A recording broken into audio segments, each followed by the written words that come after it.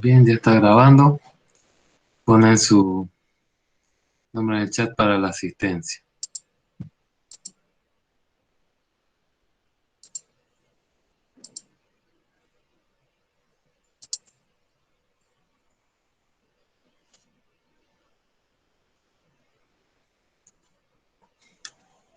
Bien, se puede ver lo que comparto.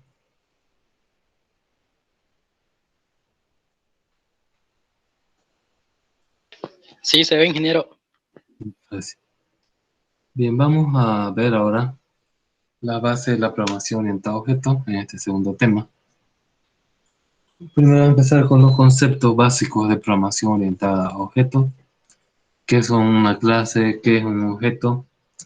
¿Qué son los atributos? ¿Qué son los métodos? ¿Qué es abstracción? ¿Qué es encapsulación? Después vamos a ver polimorfismo, sobrecarga de métodos, sobrecarga de operadores.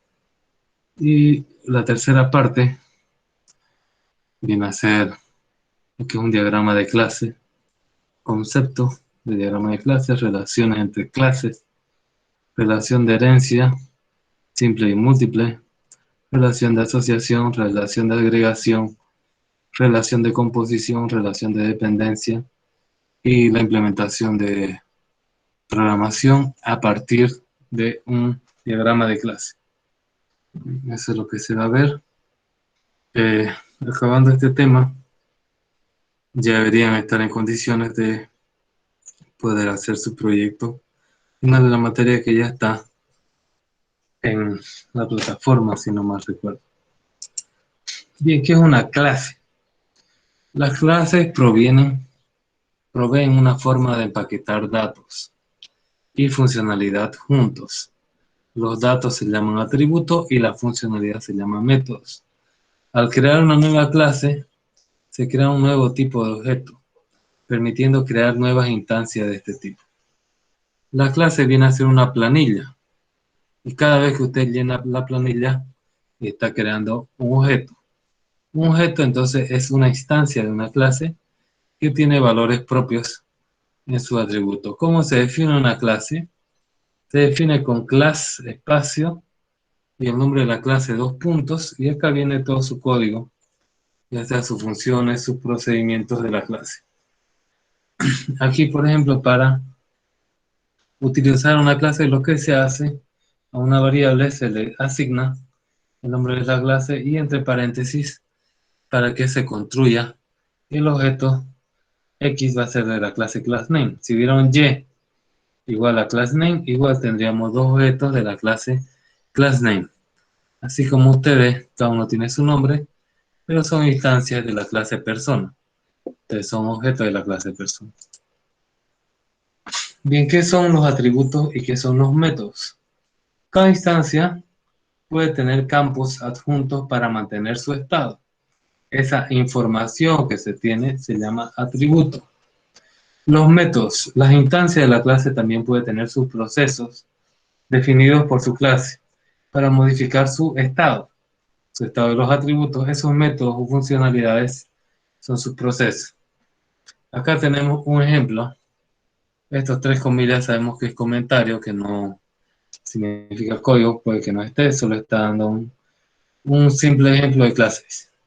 Class my class, dos puntos, y es un atributo que tiene un valor 274.5 o 12.345. Y yo defino un f, una función f, que se llama a sí mismo, a su mismo objeto, por eso tiene self, y dice devuelva hola mundo. Y si yo digo def init self, este se llama constructor.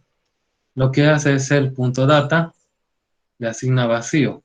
Así el objeto va a tener dos partes, va a tener el i, que está declarado fuera como atributo, y este atributo data, que es un vector.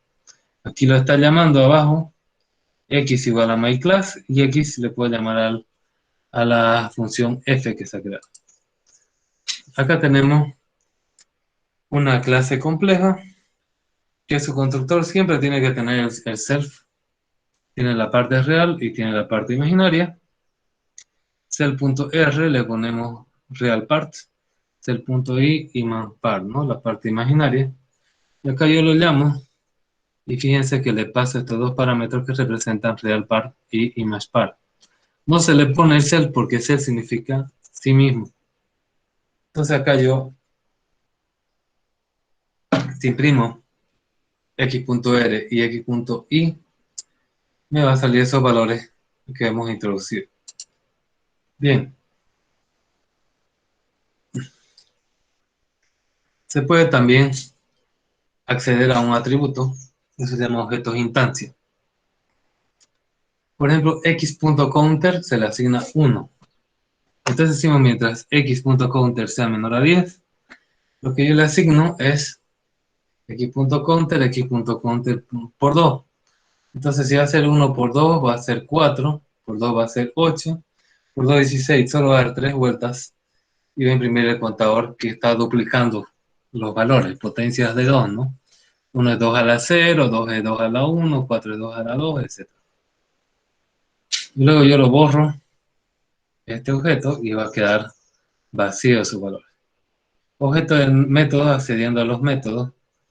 Esta vez se hace x.f, se hace xf, se le asigna a x.f, igual tú yo puedo hacer un print de x.f. Le puedo asignar a una variable una función, parte de una clase. Eso no se podía hacer, ¿no? En otros lenguajes de programación. Aquí se puede, si queremos, para más comodidad. Tal vez para cortar el nombre de la función, entre otras cosas. Tenemos acá variables de clase y de instancia. En general, las variables de instancia son para datos únicos de cada instancia. Y las variables de clase son atributos y métodos compartidos por todas las instancias de la clase. Acá tenemos la clase doc, que tiene un kind o un tipo que es canine, dice, ¿no? Canino. Es una variable de clase compartida por todas las instancias. En cambio, las que se definen acá en el constructor como self.name es una instancia, es una variable de instancia única para cada instancia. Acá tenemos dos ejemplos. Construye el objeto D de la clase doc con Fido y la clase E de la clase doc con body. Si yo digo d.kite, me va a salir canine. Y si yo digo e.kite, también me va a salir canine. Si yo digo d.name, me va a salir Fido. Y si digo e.name, me va a salir body, ¿no? Entonces, los atributos que estén dentro del constructor, que no estén definidos afuera, van a ser variables de instancia, y los que están acá, afuera del constructor, pero dentro de la clase, van a ser variables de clase. Por ejemplo, el tipo perro es de tipo canino, ¿no? Entonces va a ser lo mismo, no hay ningún perro que sea de tipo felino, por ejemplo, ¿no? O cetáceo. Entonces todos son caninos. Bien, entonces hay que tener cuidado con los tipos mutables, como las listas, por ejemplo, o los diccionarios. Aquí hay un error utilizando una variable de clase tricks. ¿No? Acá tenemos el init, que le asigna cell.name y tenemos al trick, cell.trick, y le hace un append, como es una lista, del trick nuevo, ¿no? A los tricks. Si yo construyo esto, no pasa nada. Si yo hago un atrick, sí va a añadirlo, pero cuando ya haga un d.tricks, ¿qué va a pasar? Va a tener los dos, lo que añadió este y lo que añadió este. ¿Por qué? Porque este es una variable de clase, no es una variable de instancia. ¿Ya? Entonces hay que tener cuidado. Se va a añadir todo en los tipos mutables, todo lo que añada cualquier objeto de la clase. Bien, el diseño correcto de esta clase sería utilizando una variable de instancia, es decir, ponerlo los tricks dentro del constructor. Entonces acá cuando se llama a de tricks, solamente uno puede girar y el otro tiene que hacerse el muerto, ¿no? Según lo que se ha añadido acá. Si el mismo nombre de atributo aparece tanto en la instancia como en la clase, La búsqueda del atributo va a priorizar siempre la instancia, ¿no? Acá tenemos una clase Purpose Storage región West. Entonces acá yo digo, creo una warehouse, una instancia W1 de la clase warehouse, y yo imprimo Purpose y región y me va a salir Storage West. Ahora, si es que yo le modifico a la región 2 de W2 y yo imprimo eso, ahí me va a salir es, lo ha modificado. ¿Qué más? Cualquier objeto o función que es un atributo de clase define un método para instancia de esta clase. No es necesario que en la definición de la función esté textualmente dentro de la definición de la clase. Asignando un objeto o función a una variable local en la clase también está bien. Acá tenemos una función que se llama F1 que está fuera de la clase. Pero también se puede poner así. Y entonces yo puedo hacer la llamada como si fuera parte de la clase de F1 en F, ¿no? Que retorna Hello World. Sí puedo hacer asignación también, que está afuera. Un poco para complicarse el código, tal vez si queremos que nuestro código no sea muy legible, se puede hacer eso. No se hace en otros lenguajes de programación. De hecho, podría considerarse mal definido porque estás mezclando código afuera con código dentro de tu clase, pero se puede hacer. Python lo permite hacer ese tipo de maniobras, ¿no? Ahora, F, G y H son todos atributos de la clase C, que hacen referencia a objeto función y consecuentemente son todos métodos de las instancias de C. Así, H hace exactamente lo mismo que G. Esta práctica normalmente solo sirve para confundir al que lea el programa, ¿no? Para nadie más sirve. Bien, tenemos acá los métodos, pueden llamar a otros métodos de una instancia utilizando el argumento self. Acá tenemos el init, que viene a ser el constructor que tiene un vector que se llama data. Acá tenemos @x, que lo que hace un append a data. Y acá @twist significa añadir dos veces, o mellizo. Entonces yo añado dos veces y hago el add, lo puedo llamar dos veces, obviamente utilizando el objeto self. Ya, si no, no se puede llamar al mismo que ya se está utilizando. Vamos a hablar también de abstracción y encapsulación, que son conceptos de la programación orientada a objetos, y después vamos a hacer algunos ejemplitos.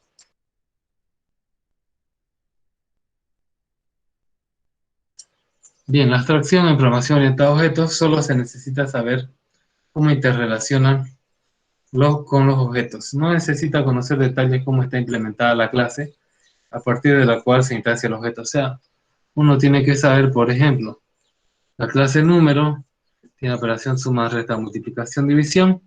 ¿Cómo se llaman esos métodos y qué parámetros reciben? Y qué devuelven, nada más. Adentro, si vos lo has implementado con la suma, lo has implementado como restas o como potencias o como le ha dado la gana, eso no tiene que saber el usuario de la clase. Solamente es abstracto y solo ve entrada y salida. Solo necesita conocer su interfaz pública. El nivel de abstracción puede ser bajo. En un objeto se manipulan datos y métodos individualmente. O alto. En un objeto solo se usan métodos de servicio. Tomarlo en concreto y despojarlo de los detalles. Cuando nosotros hacemos abstracción, podemos definir algunos métodos y atributos como privados y otros como públicos. Entonces el usuario de la clase solo va a utilizar la parte pública, ¿no?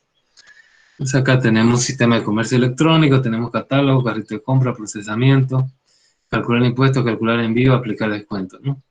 Entonces, por ejemplo, carrito de compra es lo que ve el usuario. Y todo esto se hace internamente. Son métodos privados, se podría decir, de la clase, y el usuario al final no tiene ni idea. Entonces acá tenemos, desde el centro está la manipulación de cadenas, operaciones sobre base de datos, después están llamadas HTTP, llamadas web, procesar tarjeta de crédito y sistema de comercio electrónico. ¿Cómo va? Capa por capa, atrayendo la funcionalidad de los programas que están hechos. Bien, ¿qué es encapsulación? Es una forma de abstracción Además, un mecanismo para llevar a la práctica la abstracción. La encapsulación se considera una de las características definitorias de la programación orientada a objetos. Elementos son métodos, clases, módulos y paquetes, ¿no? Entonces, va agrupando en diferentes partes. La programación tiene entrada, la caja negra mágica que no se sabe qué es lo que tiene, cómo está programado, y tiene la salida. Tenemos el sistema de comercio electrónico, que todo esto es algo negro.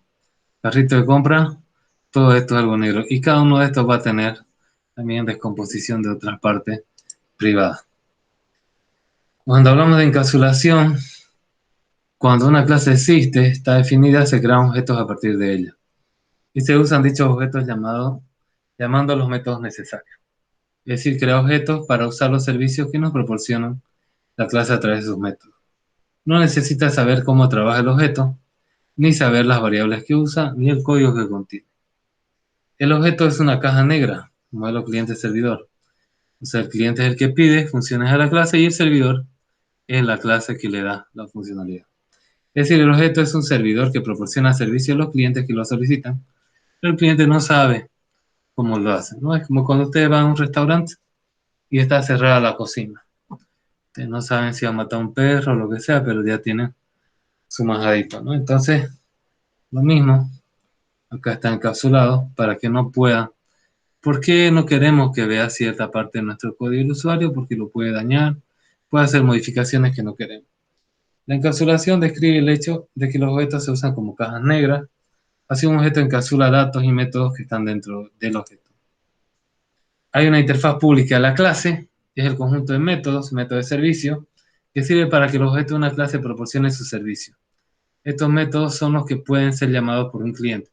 Por ejemplo, si yo tengo una clase que tiene dos atributos numéricos, A y B, no es normal que yo haga directamente desde afuera x.a, x.b, igual y le hago una asignación, sino que yo le hago x.zA y entre paréntesis le pongo el valor que después va a llamar y va a hacer la modificación a x.zb y lo mismo para el otro caso, ¿no? Utilizando los métodos, no directamente los atributos.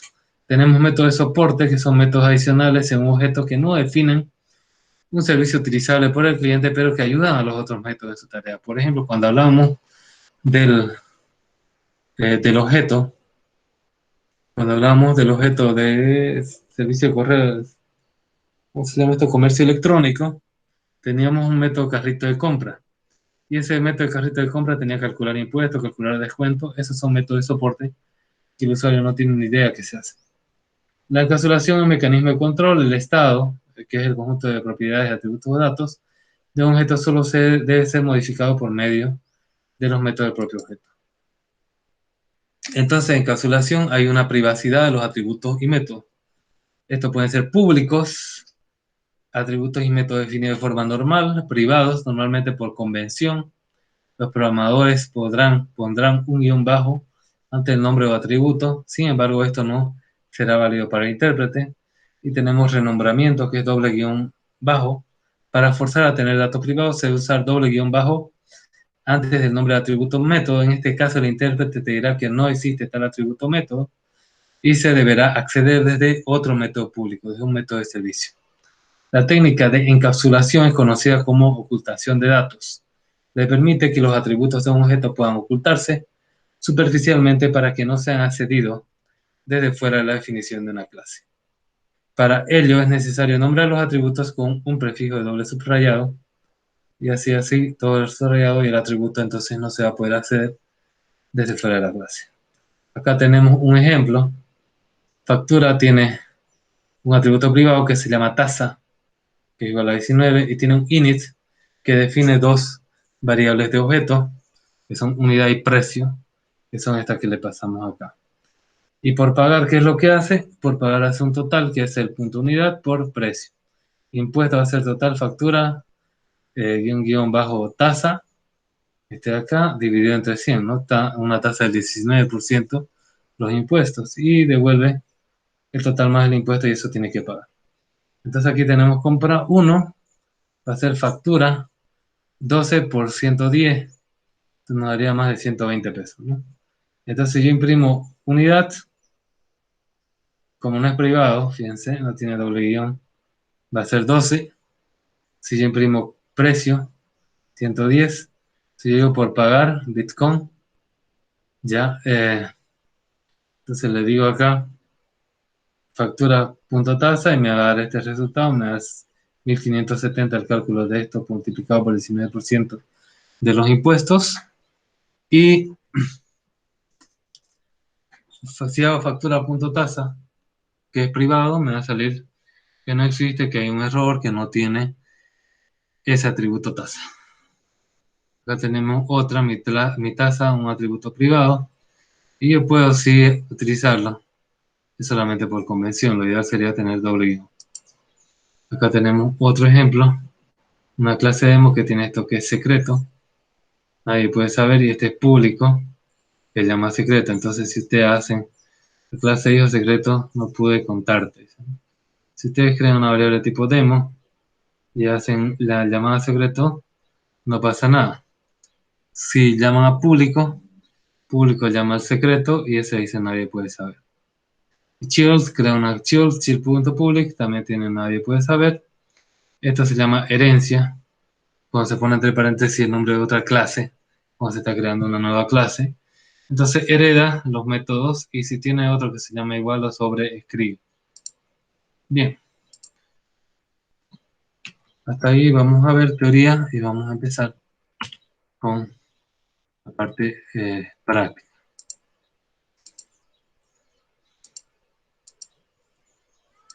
Me dicen si se ve por favor el pie chart.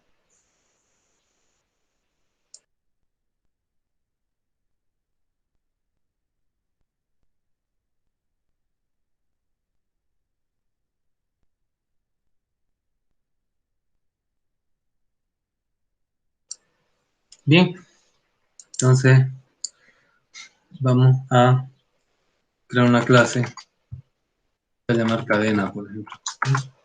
Y acá vamos a definir, por ejemplo, vamos a definir, vamos a definir su constructor, a ver.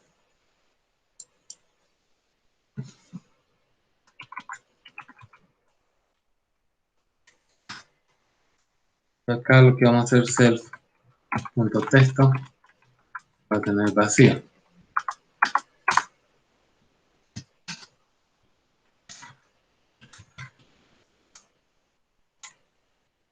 Y acá, para no confundir ni el texto, acá le vamos a poner en self.texto, vamos a poner new text. Entonces, bueno, vamos a tener una variable cadena.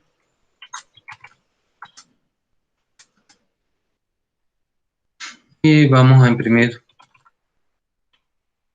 c.text. Ahora vamos a poner c.ctext. Acá le vamos a poner, qué sé yo, cualquier cosa. Acá lo vamos a imprimir. Bien, tenemos esa clase. Vamos a correrlo.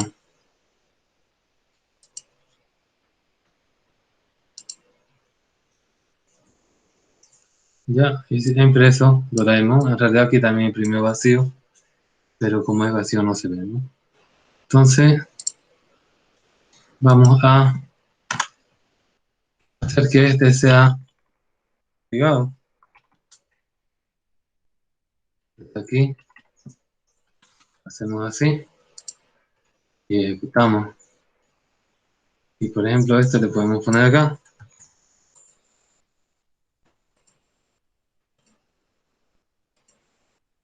Fíjese que me dice que no existe eso, porque está privado. Entonces, ¿cómo yo lo hago? No me creo. Está bien, yo no debería poder acceder desde afuera a mis atributos, o peor si son privados. Voy a imprimir texto y simplemente va a hacer un print de texto. Ser punto texto, ya. Entonces acá, en vez de llamar directamente, llamo al método de servicio que se llama inText, ¿no? De la misma forma en este caso. Bien, ejecutamos. Ya dice no, me dice pero no tiene nada. Y después tiene Doraemon.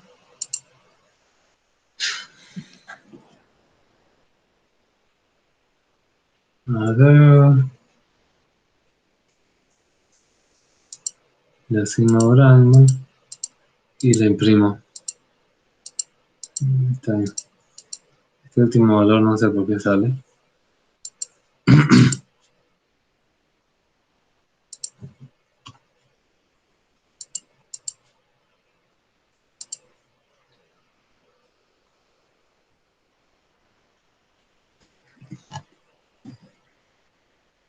Está imprimiendo 3 veces, debería imprimir. Está imprimiendo correctamente. Reset. Simplemente se le asigna el valor.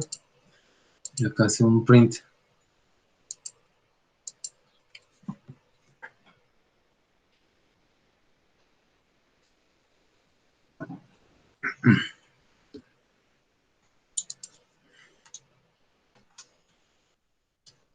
Acá se le imprime none. Está bien. Acá se imprimo solo este. Y este no.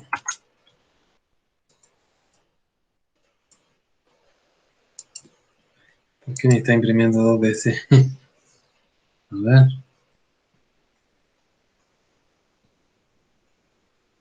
Solo hay un print nomás. Ah, ya. Hago el print del print, miren. Solamente tengo que llamar a este de acá.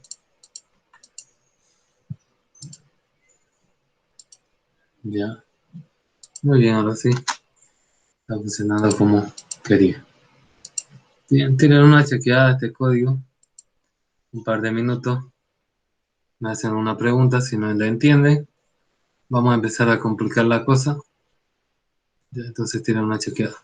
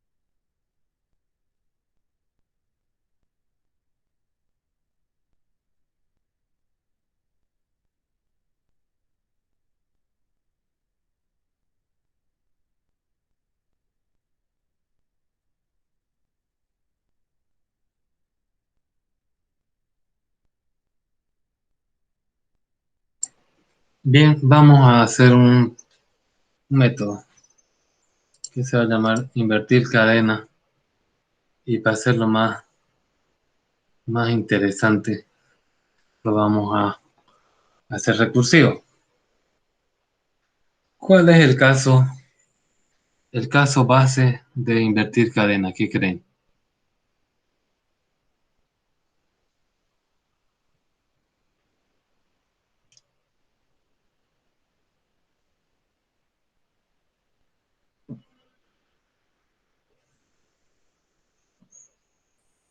¿Cuál creen que es el caso base de invertir cadena?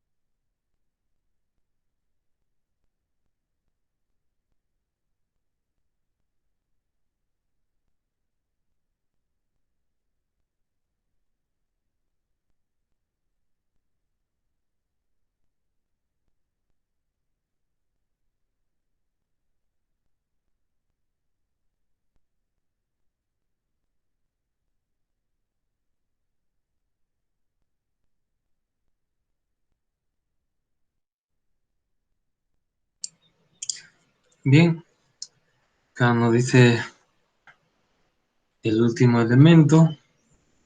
Sí puede, ¿no? También puede ser el cuando la cadena está vacía, etcétera, etcétera, ¿no? Entonces, siempre tiene que haber un caso base cuando tenemos nosotros recursividad. Invertir cadena recursiva. Bien, vamos a invertir una cadena. Vamos a sacar la longitud. El tamaño va a ser igual a len de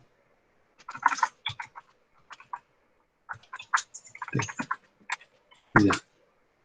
Entonces, eh, cuando la cadena está vacía, su longitud es 0.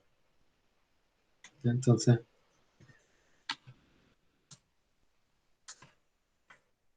lo único que puedo volver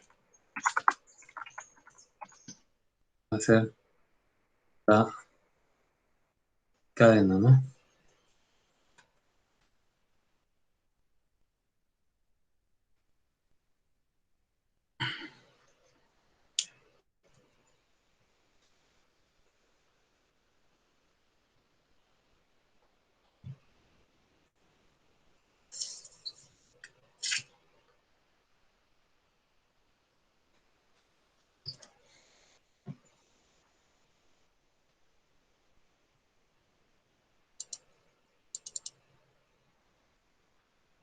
Creo que le voy a pasar yo.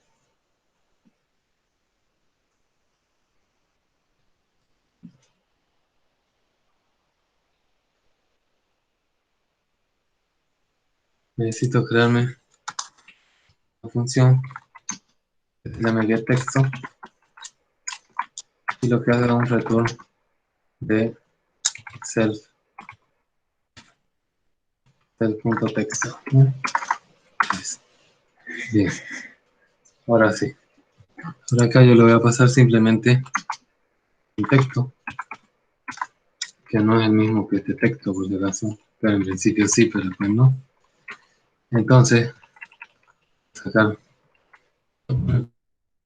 vamos para que no se confundan.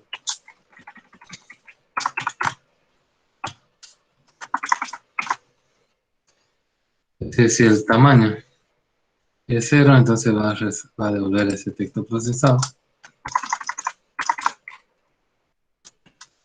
Vamos al caso contrario. Lo que yo voy a hacer, el último elemento lo tengo que poner al inicio. Y el último elemento está en la posición tan -1. Entonces yo lo que voy a hacer es retornar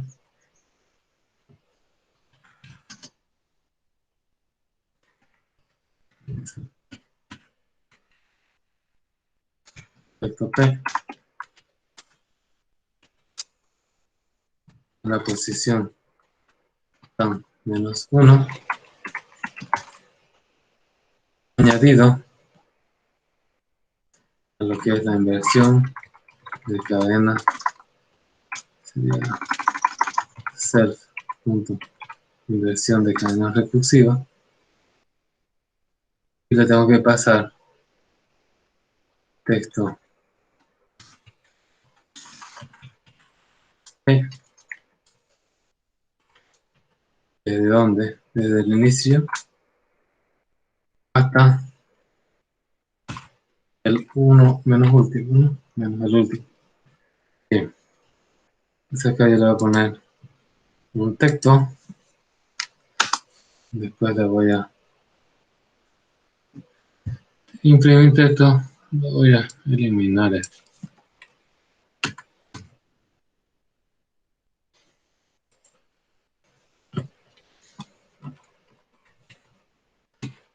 Lo que voy a hacer acá es va a ser igual a c.getTexto. Ya lo tengo el texto y después voy a llamar, ¿no?, a invertir en una cadena invertida. Va a ser igual a invertir cadena recursiva, y tiene un parámetro que es cat. Y después voy a imprimir cat. En el momento va a ser Doraemon. Ejecutamos.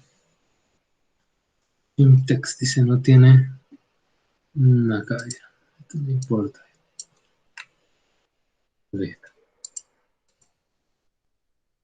Doraemon 2. Ahora, por ejemplo, yo en vez de ese texto voy a poner acá el input de una cadena de texto, ¿no? Mejor de texto, porque por ahí mi usuario se saca su cadena del cuello y lo pone en la computadora, ¿no? Entonces esto le damos hola mundo y le invierte. Bien, tírenle una chequeada al método recursivo, y a lo que no entiendan me preguntan, porque después ustedes van a hacer un ejercicio con eso.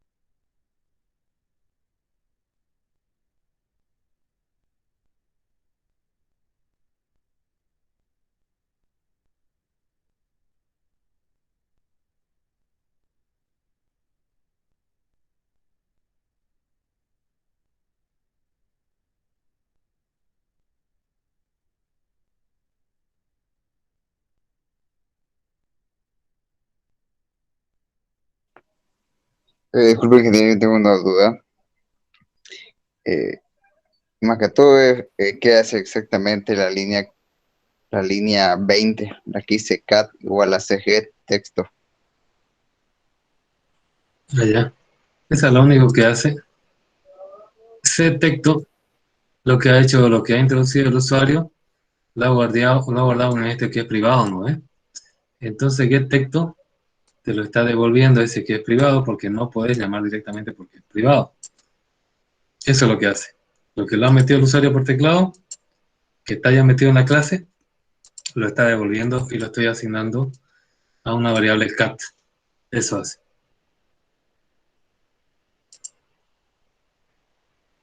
Gracias, Inge. Ya. Otra consulta.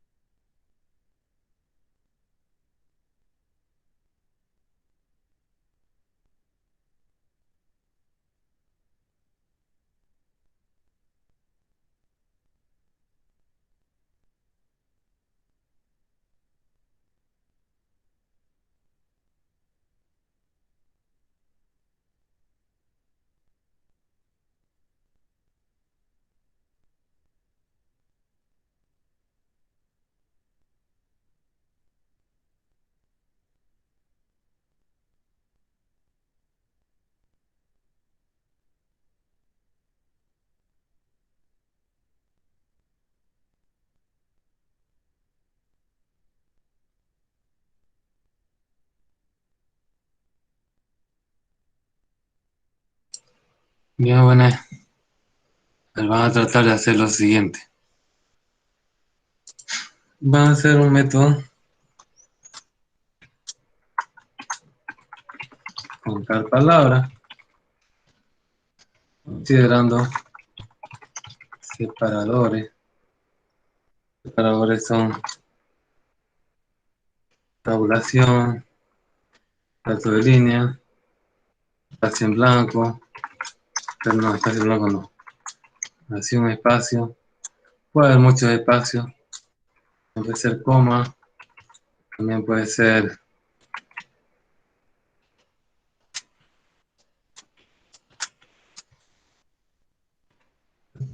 punto y coma, eh, punto, puede ser no punto, por ejemplo. Ya. A ver, traten de hacerlo, primero lo pueden hacer normal y después lo adaptan, ¿no? Recursivo, por ejemplo, tengo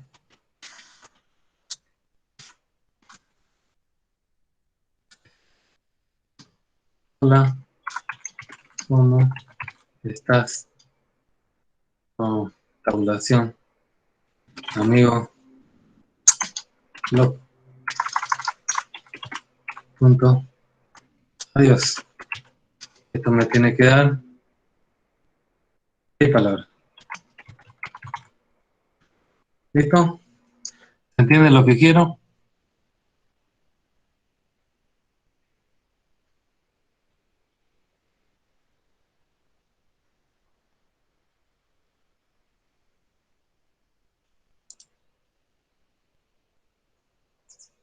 Hola, hola. ¿Entienden lo que quiero?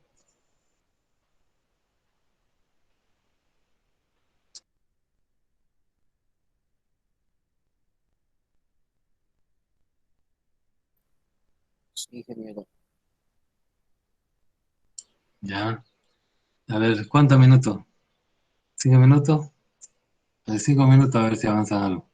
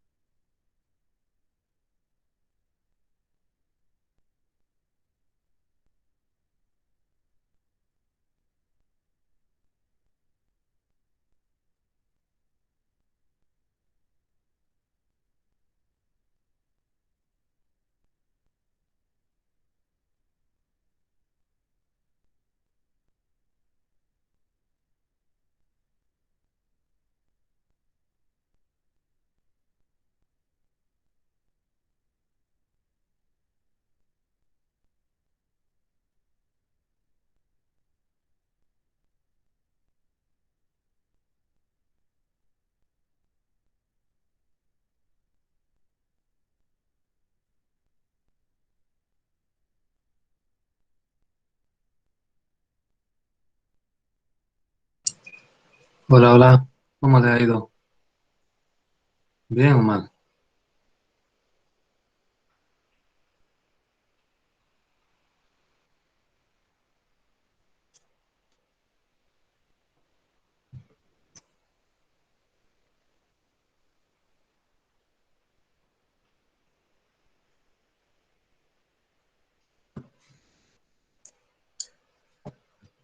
¿Cómo viene?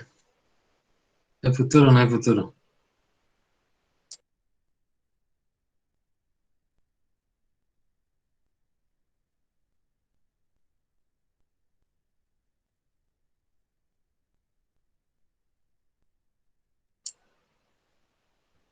Bueno, a ver, voy a intentar yo.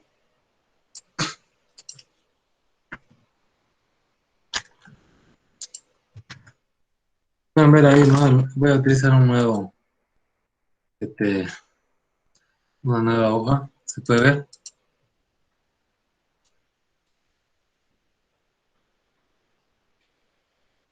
¿Se puede ver? Ya. Por si acaso el día de ese examen, mejor que tenga una compu, ¿no? Que van a estar de celular. Bien, contar palabras. ¿Cuándo es una palabra? ¿Qué pueden decirme? Se puede ver esto en muchas formas.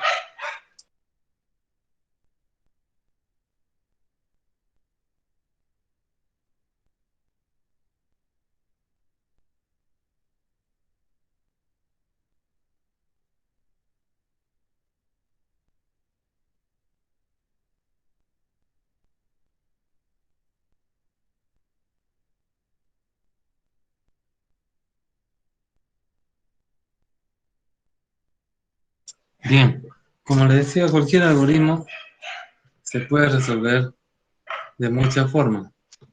Yo, para mí, contar palabras es un separador seguido de un no separador. Eso para mí es contar palabras. Un separador seguido de un no separador. Por ejemplo, aquí si le quitamos el espacio también es separador con un no. Y ustedes me dirán, pero aquí, si mi cadena es desde acá a acá, aquí al principio se te rompe la lógica, ¿no? Ah, entonces lo que yo hago, le añado, también ya son gajes del oficio, ¿no? Pero bueno, como le digo, cualquier cosa se puede resolver de diferentes formas. Añado un espacio al inicio.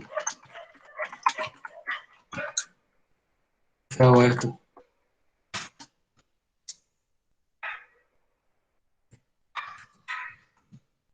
Y mi resultado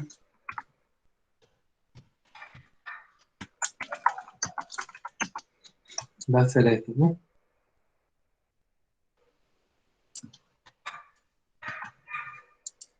O sea, ya se cumple que es un espacio seguido de uno que no es espacio, ¿no? Entonces, voy a, voy a hacer eso.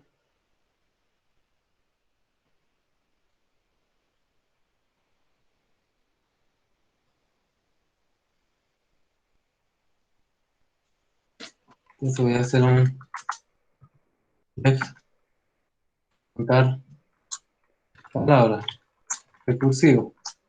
Este a una cadena.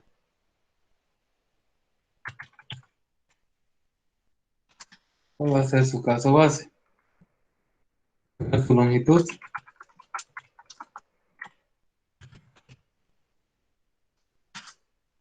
Esa base va a ser si tamaño es, por lo menos tendría que ser 2, ¿no? porque va a ser 1 y 2. Entonces tamaño es igual a 1.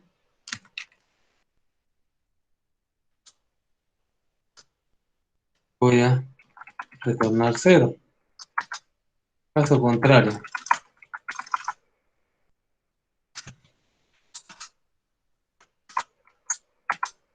Yo me voy a ir comiendo.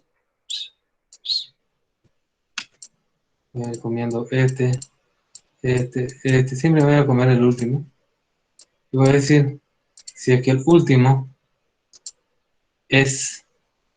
no es separador y el penúltimo es separador, entonces estoy ante una nueva palabra.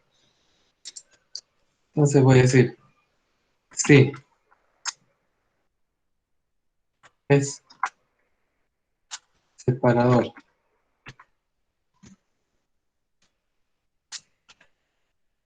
La cadena en la posición al menos 1, no menos 2, y no es separador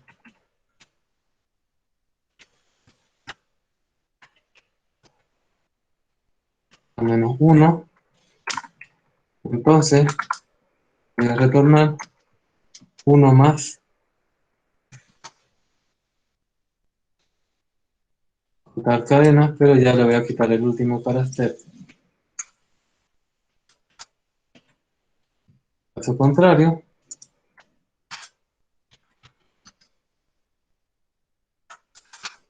voy a retornar solamente lo que me devuelva sin el último carácter. Ahora este lo tengo que implementar, ¿no?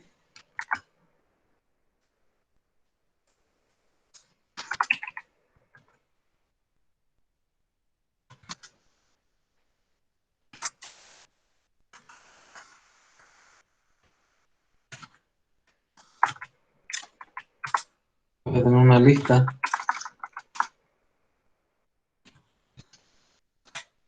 de separadores y esta lista de separadores va a estar compuesta de estos elementos de aquí. Tengo ese elemento y voy a retornar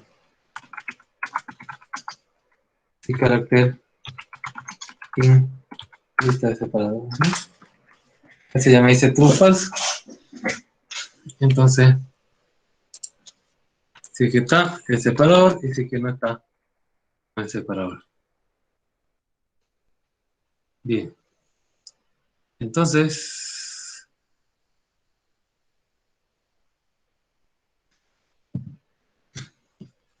yo lo que voy a hacer es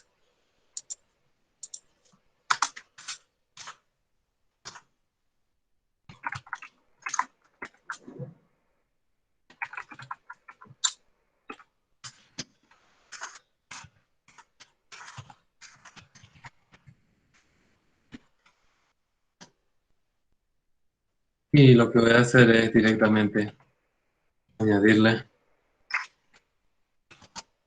el espacio, ¿no? Y luego voy a tener voy a contador, va a ser igual a contar el recursivo de cadena, voy a imprimir contador. Bien, vamos a ver si funciona. Este no es no, creo que se llama.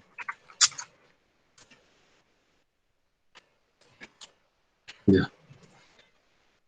Si es separador y no es separador, entonces lo ejecutamos. Vamos a poner esta de acá, que me debe dar 6 palabras. Vamos a ver si funciona.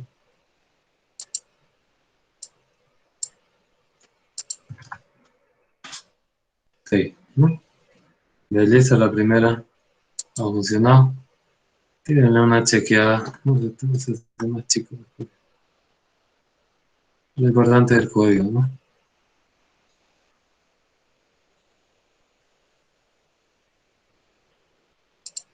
Creo que sea un poco mejor. también. Y este programa principal. Después añadirlo a una clase, creo que es trivial, creo que no es difícil. Ya eso es lo más sencillo, ¿no? Tirar una chequeada del código y si algo no entienden, me consultan, por favor.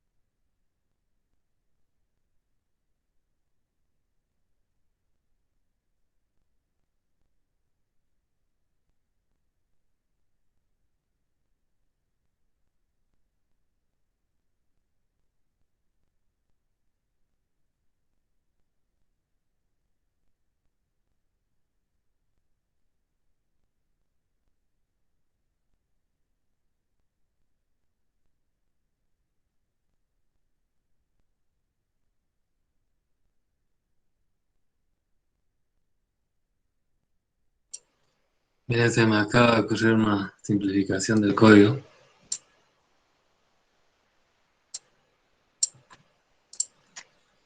Vamos a ver, ojalá funcione.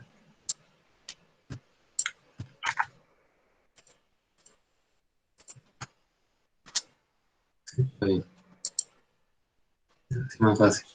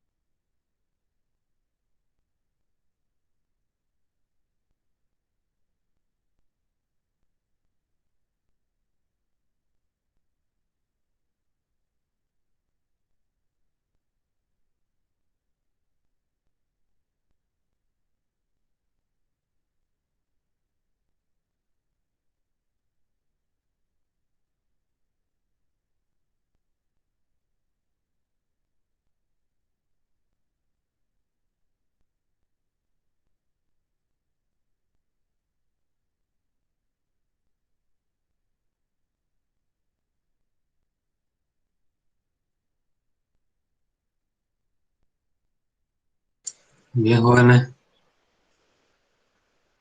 ¿Se entiende? Fíjense, tal vez para ustedes, una vez que la lógica está construida, lo entiendan, ¿no? Pero esa no es la idea de un ingeniero. Un ingeniero tiene que tener su propia lógica de resolución en cualquier área, ¿no? No solo programación, el diseño de circuito. Y obviamente esa lógica se desarrolla en cada área. Y si ustedes me lo entienden esto, pero no lo pueden hacer, digamos, es que está a un nivel técnico, ¿no? Un nivel de repetición de soluciones. Y si ustedes quieren llegar a trabajar y poderse mantener con la profesión de ingeniero, hay que desarrollar la lógica, ¿no? No solo en esta área. De hecho, en el área que más les gusta a ustedes ejercer, tiene que estar su lógica bien desarrollada, no ser el mejor en esa área, o de los mejores. Porque si no, hay muchos estudiantes que, por ejemplo, solo llegan a nivel técnico de conocimiento. Es decir, pueden repetir soluciones. Y pasa que en los trabajos, pues se le paga menos a esas personas la mayoría de las veces. Hablando legalmente, ¿no? No con muñecas ni nada de eso. Entonces, se frustran muchas veces y como, bueno, son estudiados, pues tienen conocimiento peor de ingeniería. Y tengo alumnos que se dedican a montar negocios o comercio y ganan harto dinero, ¿no? Pero se supone que si uno está 5 años bregando, ¿no? Con cosas matemáticas, física, razonamiento, tiene que llegar a, tiene que llegar a dominarlo, ¿no? Y tener una lógica bastante avanzada en el área que más le guste de su carrera, para que le vaya bien y ejerza su carrera y tenga frutos económicos, ¿no? Obviamente, no le digo que todos sean buenos programadores, ¿no? Porque a algunos no les gustará programar, pero por lo menos en el área que ustedes quieren desempeñarse, que tal vez sea automatización y control, telecomunicaciones, Internet de las cosas, que viene a ser la base de programación mezclada con el concepto del otro. Prácticamente son las tres áreas que dominan ahorita el mercado de la electrónica. Entonces, en cualquiera de esas que les guste, tienen ustedes que dominar profundamente la lógica de resolución de problemas y no ser solo repetidores, porque si son solo repetidores, legalmente ustedes solo van a conseguir trabajo de técnico y son sueldos un poco más bajos. Aparte que no va a ser un reto, no van a hacer cosas interesantes. Y bueno, si es que ustedes consiguen por muñeca un buen trabajo, por más que sean malos, siempre van a ser profesionales considerados mediocres, no por sus otros colegas. Entonces, traten de practicar cómo se consigue una lógica en cualquier área de trabajo, practicando mucho. No hay otro secreto. Primero se empieza copiando del maestro y de ahí uno mismo va buscando sus propias soluciones, ¿no? Ese es el proceso normal, ¿no? No sé si usted sea un genio y de la nada se le ocurran soluciones que a nadie se le ha ocurrido, ¿no? Que son eso, uno en 1.000 millones de personas. ¿Tal? Entonces, practicando. Y lo que más le guste es usted, métale más ganas para poder desarrollar su lógica en esa área de forma avanzada y poder de eso vivir, poder de eso comer el día de mañana y no dedicarse tal vez a otras cosas o estar buscando puestos por política o así, ¿no? Bien, eh, lo dejaremos por hoy día por acá, jóvenes. Nos vemos el día jueves. Vamos a continuar con lo que es programación orientada a objetos. El próximo martes no va a haber clase porque el próximo jueves es su examen, su primer parcial, en base al primer práctico, pero tienen que tenerte lógica, ¿ya? Porque las preguntas no van a ser, encuéntreme, no sé, no cuántas palabras tiene esta cadena, cosas así, ¿no? Sino va a haber cierto razonamiento que usted tiene que hacer previo para descubrir que le estoy pidiendo, que lo que le estoy pidiendo es la cantidad de palabras que tiene la cadena. Y bueno, eso sería todo por hoy. Nos vemos el siguiente jueves. Hasta luego. Hasta luego, dice.